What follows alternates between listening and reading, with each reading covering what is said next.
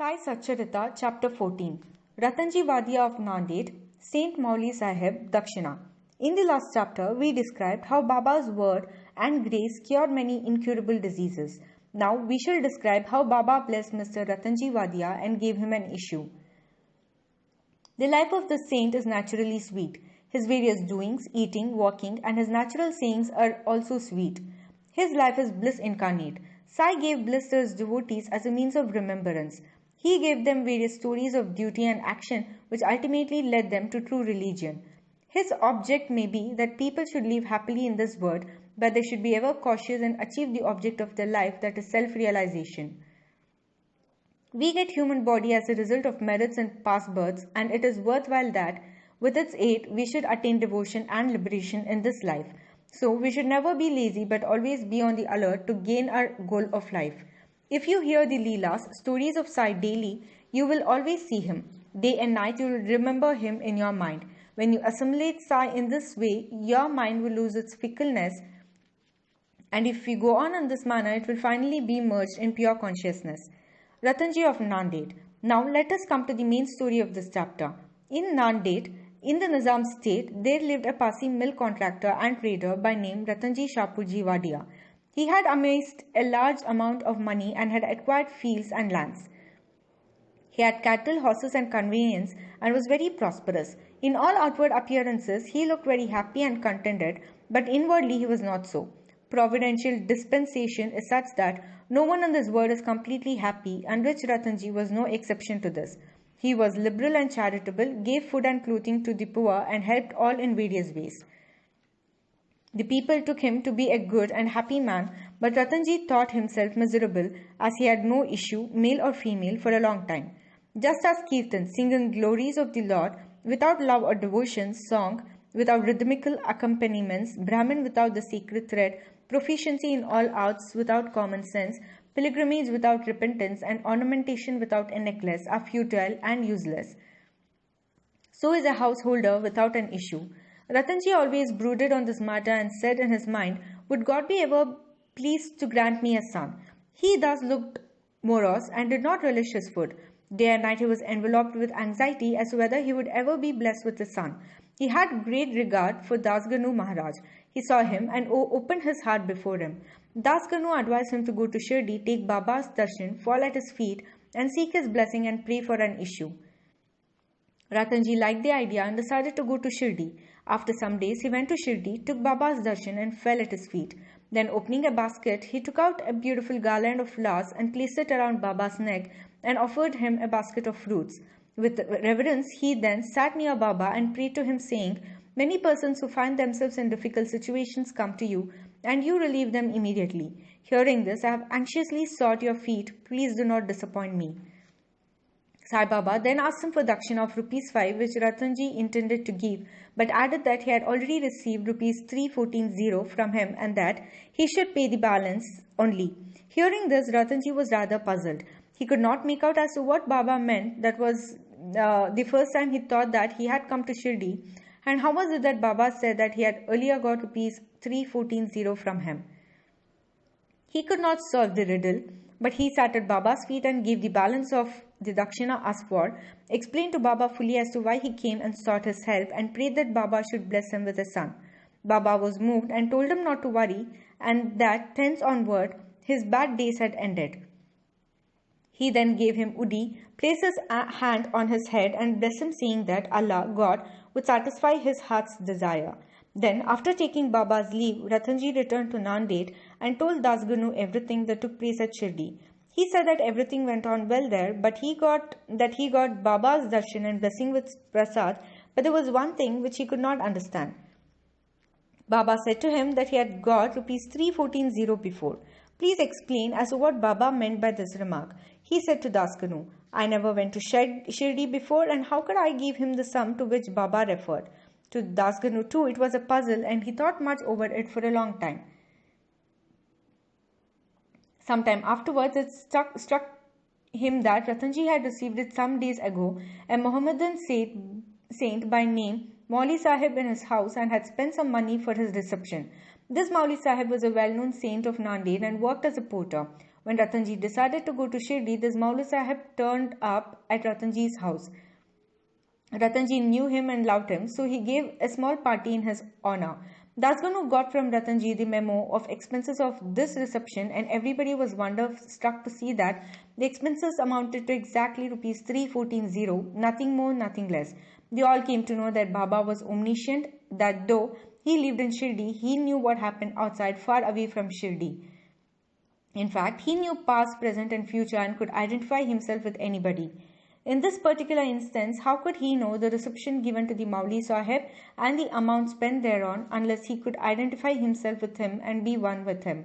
Ratanji was satisfied with this explanation, and his faith in Baba was confirmed and increased. In due time, he was blessed with a son, and his joy knew no bounds. It is said that he had in all a dozen issues, out of which only 4 survived. In a footnote towards the end of this chapter, it is stated that Baba told Rao Bahadur Hari Vinayak Sathe after the death of his first wife to remarry and that he would get a son. R.B. Sathe married second time. The first 2 issues by his wife were daughters, and he therefore felt very despondent. But the third issue was a son. Baba's word did come true and he was satisfied. Dakshina. Now we shall close this chapter with a few points about Dakshina. It is a well-known fact that Baba always asked for Dakshina from people who went to see him. Somebody may ask a question: if Baba was a fakir and perfectly non-attached, why should he ask for Dakshina and care for money? We shall consider this question broadly now. First, for a long time, Baba did not take anything. He stored burnt matches and filled his pocket with them. He never asked anybody for anything, whether he be a devotee or otherwise. If anybody placed before him a paisa or 2, he purchased oil or tobacco. He was fond of tobacco, for he always smoked a bidi or chillum, an earthen pipe. Then some persons thought that they should not go to saints empty-handed, and therefore placed some copper coins before Baba. If a paisa was placed before him, he used to pocket it.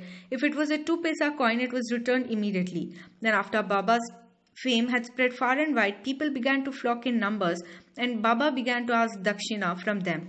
It is said in the Shruti Veda that puja of the gods is not complete unless a golden coin was offered. If a coin is necessary in the puja of the gods, why should it be not so in the puja of the saints also? Ultimately, the Shastras laid it down that when one goes to see God, king, saint or guru, he should not go empty-handed. He should offer something, preferably money. In this connection, we may notice the precepts recommended by the Upanishads. The Brihadnayak Upanishad says that the Lord Prajapati advised the gods, men and demons by one letter Da. The gods understood by this letter that they should practice Dhamma, that is self-control. The men thought or understood that they should practice Dana, that is charity. The demons understood that they should practice Daya, that is compassion. To men, charity or giving was recommended. The teacher in the Taittiriya Upanishad exhorts his pupils to practice charity and other virtues. Regarding charity, he says, give with faith or even without it with magnanimity, that is liberally, give with modesty, awe and sympathy. In order to teach the devotees the lesson of charity and to remove their attachment to money and thus to purify their minds, Baba extracted Dakshina from them. But there was this peculiarity, as Baba said, that he had to give back 100 times more of what he has received. There are many instances in which this has happened. To quote an instance, Mr. Ganapatrao Bodas, the famous actor, says in his Marathi autobiography that on Baba's pressing him often for Dakshina, he emptied his money bag before him.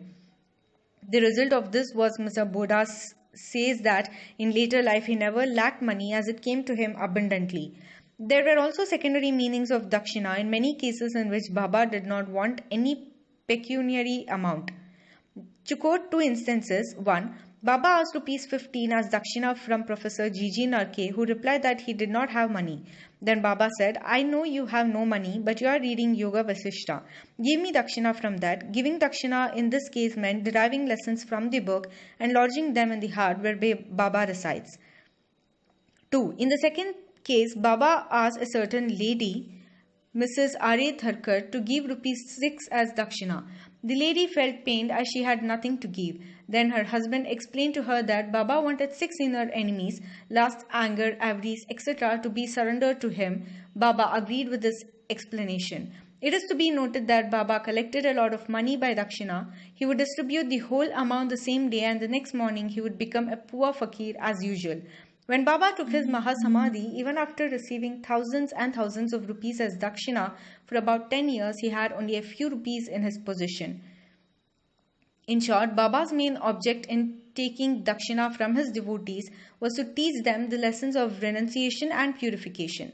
Postscript: Mr. B.V. Dev of Thana, retired Mamaltadar, and a great devotee of Baba, has written an article on this subject, Dakshina, in Sri Sai Leela magazine, volume 2, page 6 to 26, in which he says as follows: Baba did not ask Dakshina of all. If some gave Dakshina unasked, he sometimes accepted it and at other times refused it. He asked it of certain devotees only. He never demanded it from those devotees who thought in their minds that Baba should ask for it and then they should pay it.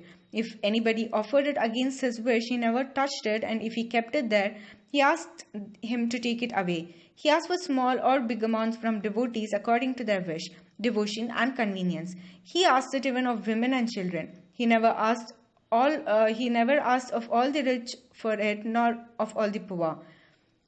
Baba never got angry with those of whom he asked Dakshina and who did not give it. If any Dakshina was sent through some friend who forgot to hand over the same to Baba, he reminded him of it and made him pay it.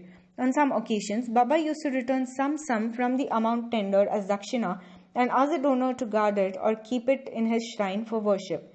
This procedure benefited the donor or devotee immensely.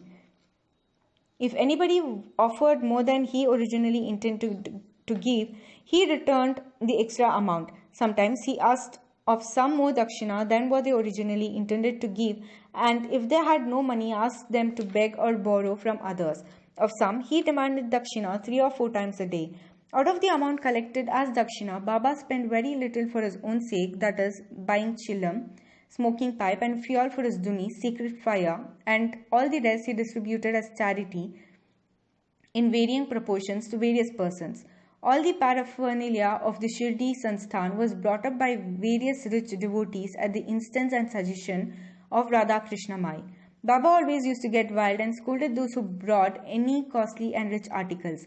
He said to Mr. Nana Sahib Chandorkar that all his property consisted of one coppin, codpiece, one stray piece of cloth, one kafni and a tin pot, and that all the people troubled him with bringing all these unnecessary costly articles. Women and wealth are the two main obstacles in the way of our Paramatma's spiritual life, and Baba had provided in Shirdi 2 institutions, that is Dakshina and Radha Krishna Mai, for whenever they came to him, he demanded Dakshina from them and asked them to go to the school Radha Krishna Mai's house.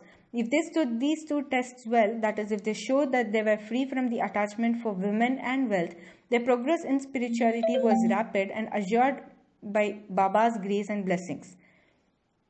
Mr. Dev has also quoted passages from the Gita and Upanishads and shown that charity given in a holy place or to a holy personage conduces to the donor's welfare.